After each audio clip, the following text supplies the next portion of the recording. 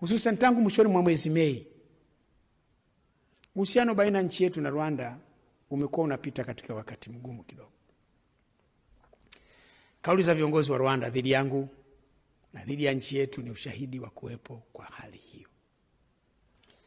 Napenda kuhakikisha Watanzania wenzangu na ndugu zetu wa Rwanda kwa mimi, serikali ninayoiongoza na wananchi wa Tanzania tunapenda kuwa na uhusiano mzuri na ushirikiano wa karibu na Rwanda kama ilivyo kwa nchi zote jirani.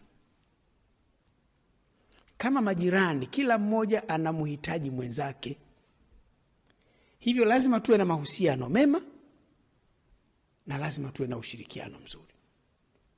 Napenda kusisitiza kuwa mimi na serikali ninayoiongoza tutakuwa wa mwisho kufanya kitendo au vitendo vibaya dhidi ya Rwanda au nchi yoyote jirani au nchi yoyote duniani. Hatuna sababu ya kufanya hivyo, kwani mambo hayo hayana tija kwa Tanzania na wala hayana maslahi kwetu. Ndugu wananchi, ukweli ni kwamba wakati wote Tanzania imekuwa inajihusisha na mambo ya kukuza na kujenga ujirani mwema na kufanya mambo ambayo yatasaidia kuimarisha uhusiano wetu na maslahi ya nchi zetu. Hiyo ni moja ya nguzo kuu ya sera ya mambo ya nje ya Tanzania.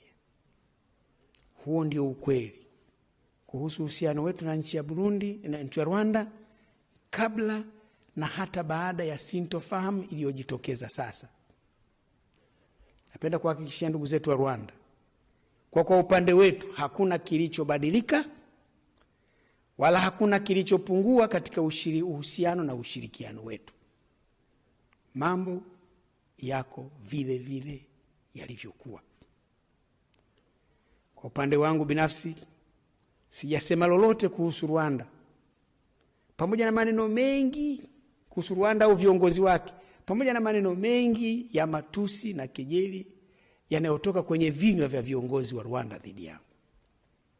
Sio kwamba sisikii, wala sio kwamba siambiwi yanayosemwa au sijui kusema au sina la kusema, la hasha.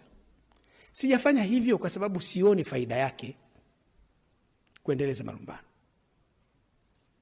Kwangu mimi sioni kama kuna mgogoro wa aina yoyote baina ya Tanzania na Rwanda.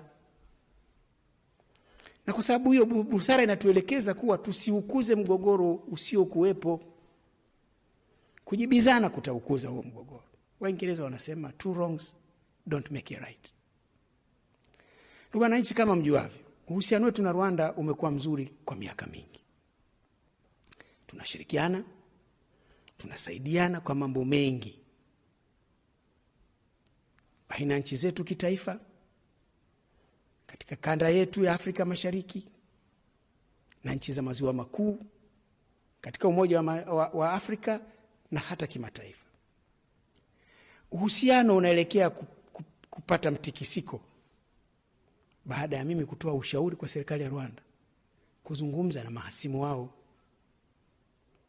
Ndugu zangu, ushauri huo niliutoa kwa nia njema kabisa, kwani bado naamini kuwa kama jambo linaweza kumalizwa kwa njia ya mazungumzo, njia hiyo ni bora zaidi kutumika kuliko vita.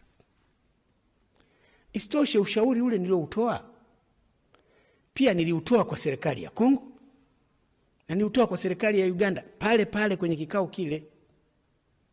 Na katika mkutano ule Rais Yoweri Museveni aliunga mkono kauli yangu.